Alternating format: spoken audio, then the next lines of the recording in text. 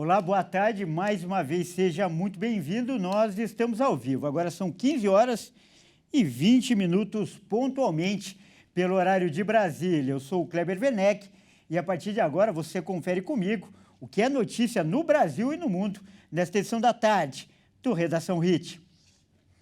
E como a gente já disse lá desde o começo, né? Hoje é um dia muito especial, então a gente começa com uma boa notícia. Hoje é dia de festa, a Igreja Internacional da Graça de Deus completa 44 anos neste 20 de agosto. E nós vamos ver agora um vídeo muito especial que lembra um pouco dessa história. Acompanhe. Pega o pezinho dele. Era todo, totalmente perdido, mas Jesus fez a obra. Olha que coisa bonita aqui, pessoal. Arthur, você está abençoado. Aleluia. Hoje é o dia da Igreja Internacional da Graça de Deus. No início da sua vida ministerial, o missionário R.R. Soares tomou uma grande decisão. Jesus, o mundo perdeu o médico, mas o Senhor ganhou um pregador. E nós ganhamos uma igreja abençoada. Ganhamos pregadores fiéis à palavra de Deus. Ganhamos irmãos especiais na família de Cristo. Hoje, a Igreja da Graça é presente não só no Brasil, mas em todo o mundo. E milhões de pessoas diariamente conseguem ter acesso à palavra através da TV, da rádio, internet ou em mais das 3.000 igrejas espalhadas por toda a terra. Oh, glória, nós damos glória e vamos todos dar a volta da vitória. Parabéns a todos os membros, obreiros, pastores e a todos que de alguma forma participam da Igreja Internacional da Graça de Deus. Que venham muitos e muitos anos e que sejamos cada vez mais fortes. O tempo passou, mas a essência não mudou. Muito orgulho em fazer parte dessa história. Atrás não volto não. E vamos aplaudir a Jesus. Olha que bela homenagem de arrepiar, não é mesmo? Então, para falar mais sobre essa data tão especial, nós vamos contar também com um convidado muito especial. É o deputado estadual Felipe Soares, ele que é do Rio de Janeiro e também é filho do missionário R.R. Soares. Boa tarde, deputado. Seja muito bem-vindo. É um grande prazer, uma honra recebê-lo aqui no nosso jornal. Obrigado, Kleber. Boa tarde a todos que estão acompanhando esse jornal. É uma grande honra, um grande privilégio estar fazendo parte dessa programação. E eu estava aqui reassistindo esse vídeo, preparado com muito carinho, já meus olhos vieram até as lágrimas aqui, estou até segurando a emoção. Mas é muito gratificante fazer parte dessa obra, fazer parte desse ministério, de como a gente tem alcançado vidas, né, ao longo de todos esses 44 anos. Inclusive, até estava lembrando um dado especial que meu pai me passou, que a obra começou em 7 de junho de 1980, mas realmente a fundação mesmo do nosso ministério é esse dia hoje, esse dia especial. E eu me sinto muito feliz, muito agraciado por Deus de ter acompanhado esse ministério, ter acompanhado as lutas que a gente passa, que a gente passou e continua passando, mas acima de tudo Deus é que tem nos provido e sem Ele a gente não conseguiria fazer absolutamente nada.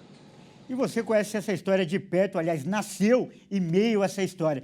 Então eu peço que você conte para a gente um pouco das suas lembranças ou até das histórias que contaram para você a respeito desse ministério, né, do início. Olha, eu teria que lembrar de algumas aqui, mas assim, eu vi de perto de como a gente não tinha essa questão dos salões, a gente pegava os salões. Tinha uma sede muito grande do povo pela palavra de Deus, né? Eu conseguia ver Deus operando nas reuniões que eu pude acompanhar. Eu também tenho minha cota de milagres que Deus operou na minha vida. Teve alguns incidentes que eu passei pessoalmente. Um deles que o papai costumava, missionário, às vezes chamamos de papai, toma até essa liberdade, mas o meu pai, missionário R.R. Soares, conta que eu tinha uma verruga que era muito estranha nas costas e até sugeriram fazer um tipo de procedimento cirúrgico. Ele falou, não, essa verruga vai sair pelo poder de Deus. E, graças a Deus, Deus tirou essa verruga por completo, não sobrou nada, a gente não chegou a fazer nenhum tipo de exame, mas era uma coisa assim muito esquisita, assim, sabe? E, e eu vendo Deus operando na vida de tantas pessoas, de como elas chegaram desacreditadas na igreja e Deus mudou a vida delas por completo, de como temos pastores que são testemunhas, às vezes em as minhas andanças aqui no estado do Rio de Janeiro, a gente sempre encontra uma ou outra pessoa que é testemunha fiel, né? Testemunha fiel de como Deus impactou ela através do ministério da Igreja da Graça. Olha, que testemunho importante, porque vai além do deputado ou do filho do missionário. É um cristão como todos nós que senta lá na igreja e que também espera o favor de Deus. Por isso, achei muito importante aí esse testemunho. E agora eu quero falar com o legislador, com o deputado, já que no Rio de Janeiro, inclusive, existe, né, uma lei estadual que instituiu o Dia da Igreja Internacional da Graça de Deus, reconhecendo Sim. a importância desse trabalho. Eu queria que o senhor falasse um pouco sobre isso também. Esse Dia Estadual da Igreja da Graça foi de autoria do meu irmão Marcos Soares, quando ele era deputado estadual aqui pelo Rio. Conseguimos aprovar essa lei, que ele conseguiu aprovar essa lei.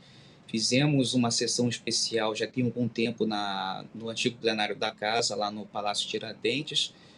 E é gratificante a gente trabalhar em prol do Evangelho. Teve algumas iniciativas aqui, eu gosto de citar até uma, que eu não vou citar nomes, mas teve uma iniciativa que a gente encarou aqui na casa, em que esse projeto poderia proibir até a pregação da palavra, a ação do pastor, da evangelista, de quem fizesse parte dessa obra de Deus, entendeu?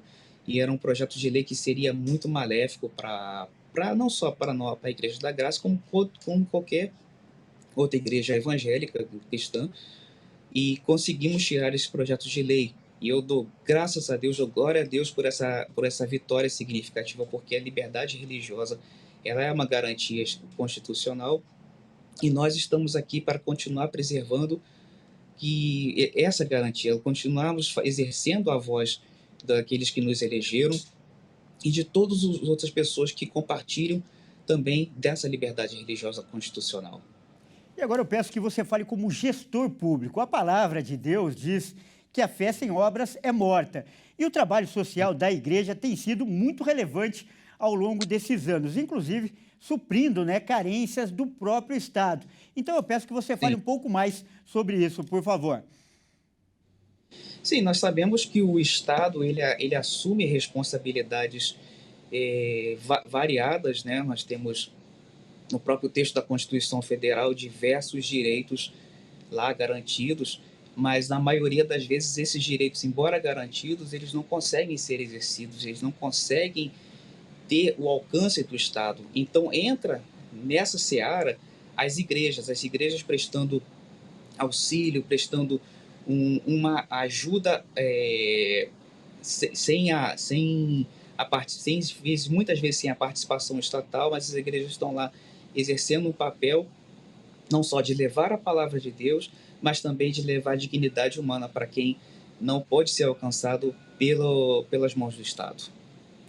Olha, e apesar de muitas dificuldades, né, tempos difíceis, a Igreja Internacional da Graça de Deus nunca parou de crescer e cumprir sua missão. A gente lembra até da pandemia, quando todas as igrejas ficaram fechadas. Então, eu queria que você projetasse o futuro da igreja. E para encerrar com chave de ouro, é claro, deixasse para nós uma passagem bíblica, um versículo, que eu sei que o senhor também é um pregador. Então, junto com essa resposta, deixasse uma mensagem. As portas do inferno não prevalecerão contra a igreja de Deus. Isso é algo que Jesus declarou lá no Novo Testamento. E a pandemia foi realmente desafiadora em diversos aspectos, mas essa obra, ela não foi uma obra idealizada apenas por homens de boa vontade. Essa obra, como eu disse, é uma citação que eu gosto de dizer: sem mim não podeis fazer nada. Que Deus disse para nós que sem Ele nós não poderíamos fazer nada. E se a igreja permaneceu firme, permaneceu aberta durante a pandemia, durante todos esses anos, é porque a mão de Deus estava sustentando, é porque Deus tem um propósito para todos os pastores, para todos os evangelistas, os auxiliares, os obreiros, que fazem parte desse trabalho. Então, Deus estaria conosco em todos os momentos. E Ele esteve conosco durante a pandemia. Tivemos alguns reveses, sim, mas a Igreja de Cristo permaneceu. A Igreja Internacional da Graça de Deus permaneceu porque Deus está no controle de todas as coisas. É dele que vem o sim e dele que vem o amém. Tá certo, deputado, é Deus no comando, não é mesmo? Nós acabamos de conversar com o deputado estadual Felipe Soares, que é do Rio de Janeiro. Deputado, muito obrigado. Eu sei que sua agenda está muito cheia, mesmo assim conseguiu um tempo para lembrar a importância dessa data. Mais uma vez, grato pela sua participação. Muito obrigado.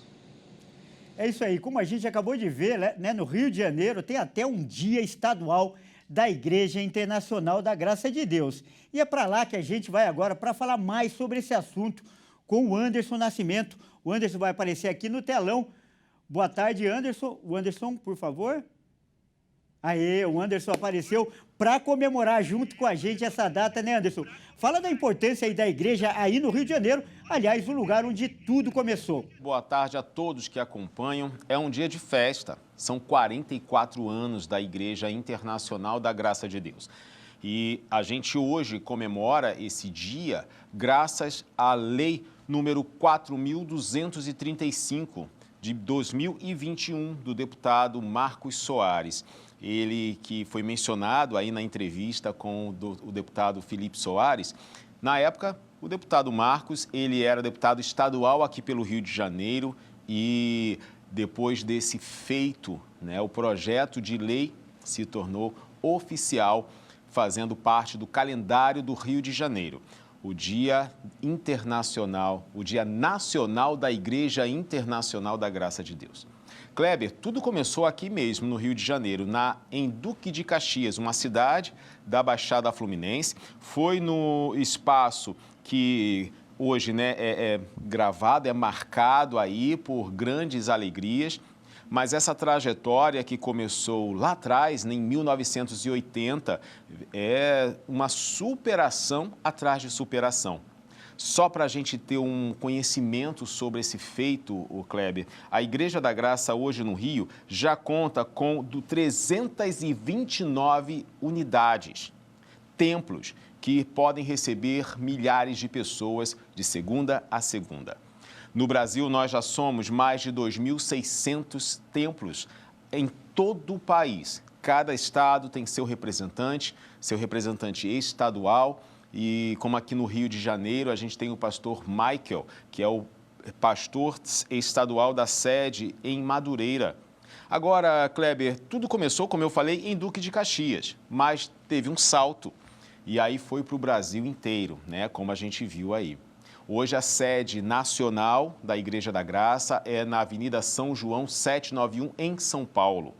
E isso tudo foi um mover não só para o cristianismo no Brasil, ou só para um estado ou cidade, mas atravessou muitas faixas. A gente pode ver, Kleber, que hoje o Ministério da Igreja da Graça conta com mulheres que vencem, homens que vencem, jovens que vencem, crianças que vencem. São todas as categorias e áreas da sociedade que são abraçadas pelo Ministério, a ponto de termos milhares de testemunhos de homens que abandonaram o vício do álcool e passaram a ser chefes de família de verdade. Aqueles que não gastavam mais todo o dinheiro no vício, mas começaram a investir nos filhos. Mulheres que tiveram a vida transformada, jovens que abandonaram drogas, vícios, criminalidade e hoje são pessoas do bem. Esses são poucos dos resultados, e são muitos, que a Igreja da Graça alcançou nesses 44 anos, Kleber. Olha, Anderson, que bela história e que números expressivos. Então, eu peço para você continuar, que a gente vai falar mais, vai comemorar mais essa data. Olha só, eu convido o Anderson agora e você, principalmente aí que nos assiste, a acompanhar uma fala do pastor Jaime de Amorim Campos sobre o aniversário de 44 anos da Igreja Internacional da Graça de Deus. Vamos ver. Parabéns, Igreja Internacional da Graça de Deus. Parabéns para o Senhor, pois Ele que deu esta inspiração ao nosso missionário R.R. Soares, e foi fundada a Igreja Internacional da Graça de Deus, 20 de agosto de 1980. 44 anos se passaram. Quantas vidas transformadas, quantas pessoas alcançadas, milhares, milhões pelo Brasil e o mundo. Hoje são 191 países que participam da graça de Deus, que são alcançadas diariamente pela palavra, pelo amor, pelo poder de Deus, fazendo com que cada pessoa se torne uma testemunha do Evangelho, porque a virtude do Espírito Santo faz isso. Atos 1:8. Então agradecemos a Deus pela vida de cada membro, cada obreiro, cada pastor, cada dizimista, cada ofertante, cada patrocinador, cada divulgador, cada pessoa que direta ou indiretamente faz parte dessa obra. Continue conosco, continue na graça de Deus. Eu costumo dizer, da graça para a glória, até o Senhor nos buscar, até Ele arrebatar a sua igreja. Então, só digo obrigado, Jesus, obrigado, Senhor, pelo ministério da Igreja Internacional da Graça de Deus, que me alcançou, que alcançou milhares de pessoas, está alcançando milhões de pessoas. Nós só temos que louvar a Deus pela vida do nosso missionário R.R. Soares, de sua família, que participou ativamente, da renúncia que ele teve durante todos esses anos. Que Deus abençoe. Igreja Internacional da Graça de Deus, valeu, parabéns. Olha, depois dessas sábias palavras aí do pastor Jaime, eu vou voltar a falar com o Anderson. E quero lembrar que uma das marcas mais fortes da igreja é que ela é baseada, todo o trabalho é baseado na palavra de Deus, nos estudos das Escrituras Sagradas. E até uma faculdade, Anderson, foi criada para capacitar tanto os pastores, mas também para oferecer conhecimento a todos que frequentam a igreja, ter acesso a esse conhecimento que vem da Bíblia, Anderson? Eu queria que você comentasse um pouco mais sobre isso também. Kleber, a gente vem observando o crescimento e a evolução da Igreja Internacional da Graça de Deus ao longo dos anos. Você pontuou aí da faculdade, de uma preparação para ministros do Evangelho serem formados, e temos a grade, a Academia Teológica da Graça de Deus. Mas eu queria voltar ainda no tempo para mostrar para os nossos telespectadores esse crescimento. Em 1980, a igreja é fundada, está ali, começa em Duque de Caxias, como eu falei. Depois, em 1981, estreia o programa Igreja da Graça em seu lar pela Rede Bandeirantes.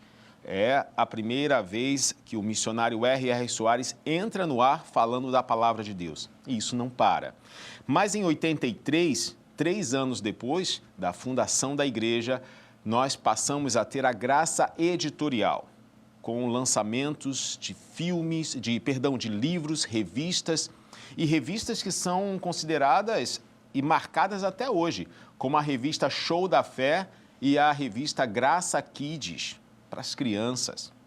Na sequência, Kleber, a gente teve em 1999 a fundação da HIT TV, a TV que nós estamos transmitindo a redação HIT agora para milhares de pessoas. E é impressionante o alcance da HIT e como uma ferramenta para informação através do jornalismo e também da palavra de Deus pelo Show da Fé, que, por sinal, não ficou só na TV.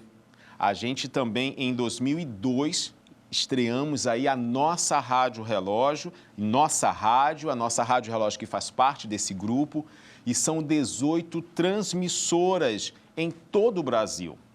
Na sequência, em 2003, o missionário estreia na Rede Bandeirantes o programa Show da Fé. E é um programa que é conhecido, lembrado até hoje, porque continua na Bandeirantes à noite, em horário nobre. Foi um desafio, mas foi com autoridade que o missionário assumiu esse desafio. E nós tivemos também em 2003 a implantação da Igreja da Graça nos Estados Unidos, porque hoje não é só Brasil. Estamos em 191 nações através do programa Show da Fé, do Facebook e de tantas transmissões online. Mas fisicamente estamos nos Estados Unidos, na África do Sul, na Europa e só tende a crescer cada vez mais. Kleber, só para não demorar e estender muito aqui essa lista de conquistas, em 2007 a Igreja da Graça lançou aí a Nossa TV Brasileira, um sistema de TV, de operadora de TV com conteúdo sem violência, sem prostituição, mas que toda a família pudesse ser atendida e visualizar a programação com tranquilidade.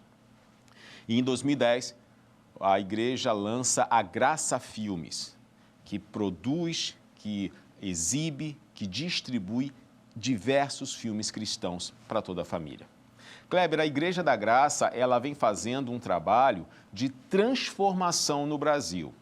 E graças ao Senhor Deus, que deu essa missão ao missionário R.R. Soares para que ele pudesse conduzir esse caminho há tantos anos já, e muitas coisas boas, como ele mesmo disse, virão aí para esse ministério. Tá certo, Anderson. Muito obrigado pela sua participação e por essas belas palavras que resumem o sentimento de toda a nossa equipe. É isso aí, então, nossos parabéns mais uma vez à Igreja Internacional da Graça de Deus por esse trabalho maravilhoso, em especial ao missionário R.R. Soares, que começou toda essa obra, claro, conduzido por Deus. Bom, vamos mudar de assunto agora, afinal agora é hora da gente mostrar o que viralizou na internet. Vamos mostrar os vídeos que são destaque hoje. Olha só, a gente vai começar, o nosso primeiro vídeo é bastante curioso. Um motorista, ele conseguiu derrubar 2 motoqueiros e um de cada lado do carro. Dá só uma olhada. Nas imagens podemos perceber que o motorista do Porsche está parado na rodovia com o pisca-alerta ligado, querendo entrar na outra faixa. Quando resolveu passar com o carro, acabou acertando uma moto que vinha em alta velocidade, derrubando as 2 pessoas. Mas não para por aí. Quando o motorista parou para ver o que tinha acontecido, ao abrir a porta do carro, acabou atingindo outra moto que passava ao lado de seu carro, derrubando mais um motociclista. A cena inusitada foi registrada pela câmera de uma pessoa que estava em outro automóvel e que seguia atrás do veículo. Segundo a imprensa local, os passageiros das motos envolvidas no acidente foram socorridos e encaminhados para o hospital e não tiveram nada sério. Olha, esse vídeo aí resume um dos principais problemas no trânsito, a falta de atenção, que junto com a imprudência são os principais motivos do acidente. Trocar de faixa, por exemplo, tem que olhar bem, né? Abrir a porta, então, nem se fala, então fica aí o alerta. E olha só, esse vídeo que eu vou mostrar agora, ele traz aí uma boa ação e, aliás, que pode salvar vida. Um homem, ele foi ver uma moto que estava caída no chão, ele foi ali para ajudar sem intenção nenhuma, simplesmente para praticar uma boa atitude e acabou sendo recompensado por isso, porque ele acabou se livrando de um grave acidente. Vamos ver? A câmera de segurança registra o momento em que o homem está parado na calçada, pensando na vida, e ao ver que tinha uma moto no chão, foi até ela para levantar. De repente, no local que ele estava parado, abre um buraco aparentemente profundo na calçada e por pouco não sofreu um grave acidente. Veja a cena novamente. Na imagem dá para perceber que ele ficou bastante assustado. A boa atitude deste homem evitou que se machucasse seriamente.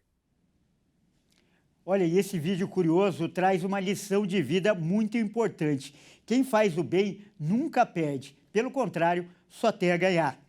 E olha só, agora nós vamos ver um outro vídeo impressionante. Um motorista de um ônibus escolar, ele desmaia ao volante. Estava levando ali as crianças e um adolescente percebe o problema, vai lá e assume o controle do veículo. Mas isso só foi possível, e olha só esse detalhe, porque esse adolescente era o único que estava sem celular. Vamos ver. As imagens de segurança de um ônibus escolar no Michigan mostram o momento em que um motorista passa mal e desmaia no volante.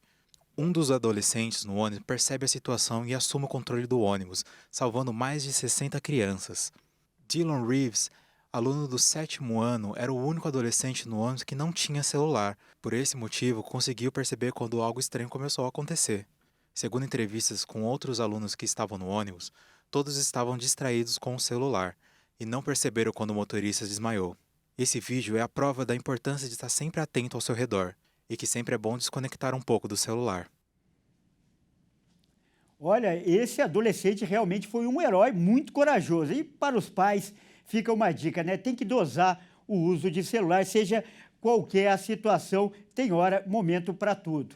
E olha só, neste último vídeo, que também está viralizando nas redes sociais, ele mostra um grupo de 5 amigos que foram resgatados pelo Corpo de Bombeiros em São Paulo na tarde de ontem.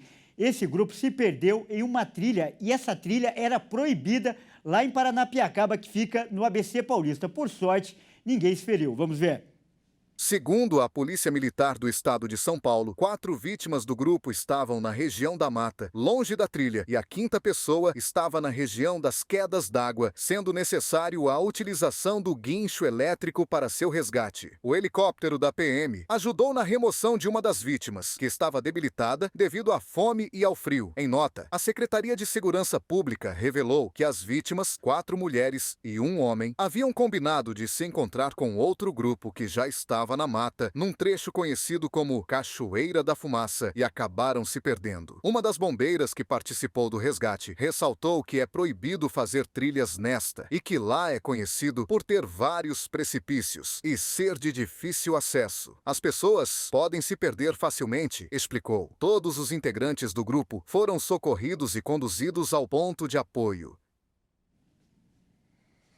Olha, tudo isso só aconteceu porque eles descumpriram uma regra. A trilha era proibida, mas eles resolveram se aventurar. Será que vale a pena? Claro que não, não é mesmo? Sempre é melhor obedecer do que sacrificar. Eu mudo de assunto agora para falar do clima. Olha só, as temperaturas vão registrar um sobe e desce nos próximos dias.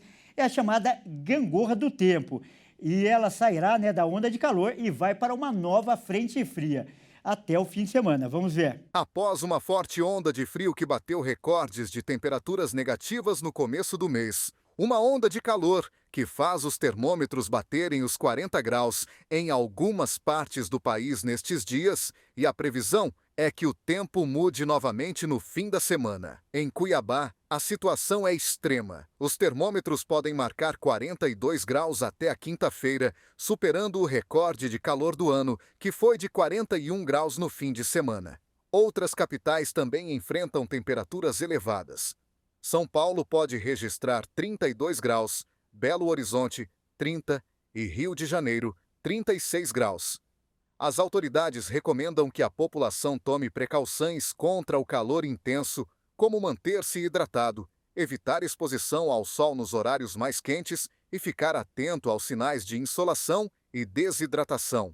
E depois de sexta-feira, uma nova frente fria com característica continental, associada a um ciclone extratropical no mar, deve avançar sobre o centro-sul do Brasil, trazendo chuva e derrubando as temperaturas novamente. Essa massa de ar polar que acompanha essa frente fria não deve ser tão intensa quanto a do início de agosto, mas vai provocar uma queda significativa nas temperaturas, especialmente nas áreas mais ao sul. Em alguns locais, a temperatura pode ficar entre 3 e 5 graus abaixo da média, de sexta até terça-feira da semana que vem. Já nas regiões que incluem partes do Rio Grande do Sul, Santa Catarina, Paraná e sul de Mato Grosso do Sul, as temperaturas podem chegar a ficar de 5 a 7 graus abaixo do normal para agosto. Olha, e o agosto dourado é um mês de incentivo ao aleitamento materno. E a rede de bancos de leite humano tem ajudado a muitas mães aí pelo país. A nossa repórter, a Lília Reck, foi até um desses serviços e agora traz mais informações para a gente. Boa tarde, Lilian. Seja muito bem-vinda. Boa tarde, Kleber. Boa tarde a todos que estão nos acompanhando. Isso mesmo. No Brasil, tem em torno de 220 bancos de leites espalhados pelos municípios e eu estou em um deles aqui em Dourados, no Mato Grosso do Sul, do Hospital Universitário da Grande Dourados, a UFGD. Eu estou com a enfermeira que é responsável pelo banco de leites, a Neiva, e ela vai nos falar um pouco mais sobre como é que funciona esse banco de leites, qual que é o propósito e, principalmente, como eu faço para doar o leite. Bom, para ser doadora ao nosso banco de leite, basta entrar em contato com o nosso número de telefone, que é o 3410-3002. Agendemos uma visita, vamos até você fazer as orientações e levar o material necessário. Agora, como é que funciona aqui dentro do hospital, com esse leite que é doado, com esse leite que é trazido também através das mães externas? Bom, esse leite passa pelo processamento, que a gente chama de pasteurização, e só depois de toda a avaliação que é feita no processamento, ele é distribuído para os recém-nascidos internados. Agora, por que esse leite é fundamental para esses recém-nascidos? Porque o leite ele é de excelência, é o melhor alimento do mundo, né? Ele é um alimento nível ouro, e esse leite vai dar, muitas vezes, condições a esse recém-nascido de sair dos quadros de doenças e infecções e melhorarem para irem para suas casas. Agora, as mães, né, que não estão internadas no hospital, existe todo um acompanhamento das equipes do banco de leite, né? Mas e as mães que estão aqui no hospital e que querem, de repente, fornecer também o leite que excede? Como que é o procedimento nessa situação, Neiva? Bom, aqui elas retiram leite para os seus bebês e o mesmo processo, elas retiram leite muitas vezes para doação, porque ela tira o volume necessário para o bebê nas 24 horas e, na sequência, elas podem retirar leite e deixarem para doação. Como é que funciona para doar? Em que situação precisa estar esse leite? Como que eu faço a ordenha? Como é que funciona todo esse processo? Bom, a mãe tem que ser a doadora em potencial, ela é uma mãe que amamenta, está saudável, sem nenhum tipo de doença infecto-contagiosa, por exemplo, e fazendo contato, ela tem todas as orientações e, a partir daí, ela se torna uma doadora. Eu agradeço essas informações, Neiva. Então, como eu disse no início, são mais de 220 bancos de leite espalhados por todo o país. E se você é mãe e tem leite excedente, procure um banco próximo da sua casa. Eu volto contigo no estúdio. Muito obrigado pelas informações, Lilian. E agora a gente muda de assunto, porque agora é hora da gente falar de esportes. E olha só, quem traz as informações está aqui ao meu lado, é o Fernando Jesus. Boa tarde, Fernando. E olha só, hoje foi realizado agora há pouco, por sinal, o sorteio das quartas de final da Copa do Brasil. Não é mesmo, Fernando? Conta pra gente aí quais serão os confrontos, por favor. Exatamente. Boa tarde para você, Kleber, e a todos que nos acompanham. Hoje foi definido os jogos das quartas de final da Copa do Brasil. E o primeiro confronto é entre Vasco e o Atlético Paranaense. O segundo confronto é entre Atlético Mineiro e São Paulo. O terceiro, Flamengo e Bahia. E o quarto e último confronto, Corinthians e Juventude. O Atlético Paranaense, o Atlético Mineiro, Flamengo e Corinthians vão decidir os seus confrontos em casa. Os jogos de ida das quartas de final serão realizados na semana do dia 27 de agosto e a volta entre os dias 10, 11 e 12 de setembro. Datas que inclusive poderão afetar o elenco dos times, pois é quando vai acontecer as disputas das eliminatórias para a Copa. E alguns jogadores brasileiros têm chances de serem convocados. Olha isso, só jogão aí, promete realmente muita emoção nessa fase. Olha, e no Rio, ainda falando de futebol, né? No Rio, mais uma vez, uma briga de torcida. Infelizmente, uma notícia ruim que mancha mais uma vez o futebol brasileiro, né, Fernando? Exatamente, mais uma vez aí, uma notícia triste. Após o jogo entre Botafogo e Flamengo no último domingo, foram registradas cenas lamentáveis. E o Anderson Nascimento, nosso repórter Anderson Nascimento, vai contar pra gente essa história.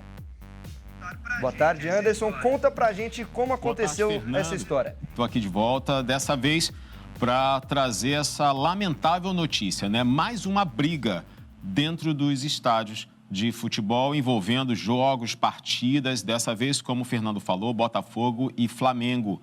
Olha, Kleber, tudo aconteceu um pouco antes, né, do jogo, que aproximadamente 18 horas, 18h30 minutos de domingo, do último domingo, que iria começar, já teve um torcedor do Flamengo agredido pelos torcedores do Botafogo.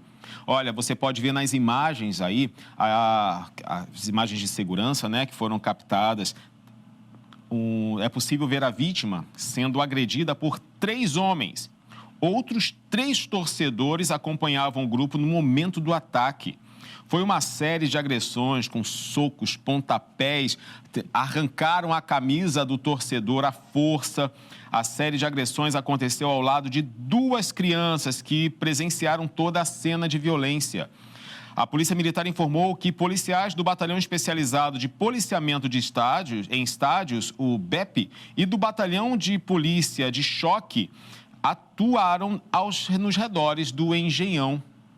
Bom, mesmo com toda essa atuação da polícia se intensificando depois desse ato, não impediu com que os torcedores do Flamengo, após a derrota de 4-1, também começaram a manifestar ações de agressão dentro do estádio. Embora ali, mesmo tendo sido contido, as brigas se estenderam para os anéis do estádio. E, infelizmente, a coisa ficou cada vez pior, né? Um torcedor foi preso porque ele acabou sendo percebido, né, com o braço cheio de sangue e tudo mais, estava envolvido na briga também. Agora, Kleber e Fernando, é lamentável porque, ao longo de 3 décadas, 384 ações, agressões como essa já foram registradas. A gente sai de casa para ver um jogo, mas parece que tem que ficar visualizando quem é o adversário para saber se é seguro, simplesmente para torcer. É com vocês. Muito obrigado mais uma vez, Anderson, pelas informações, pela cobertura completa de tudo que acontece no Rio de Janeiro. Até amanhã, Anderson.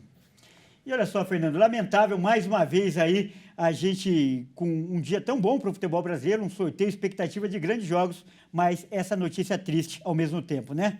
Exatamente. Vamos ficar aí na torcida pelos jogos da próxima fase, mas infelizmente sempre temos uma boa e uma péssima notícia aí no mundo do futebol. Tá certo, Fernando. Mais uma vez aí, muito obrigado pela sua participação e ao longo da semana você volta trazendo todas as notícias do esporte e especialmente do futebol. Exatamente, Kleber. Ao longo da semana eu estou aqui para atualizar todas as notícias durante a nossa programação. Grande abraço. Grande abraço.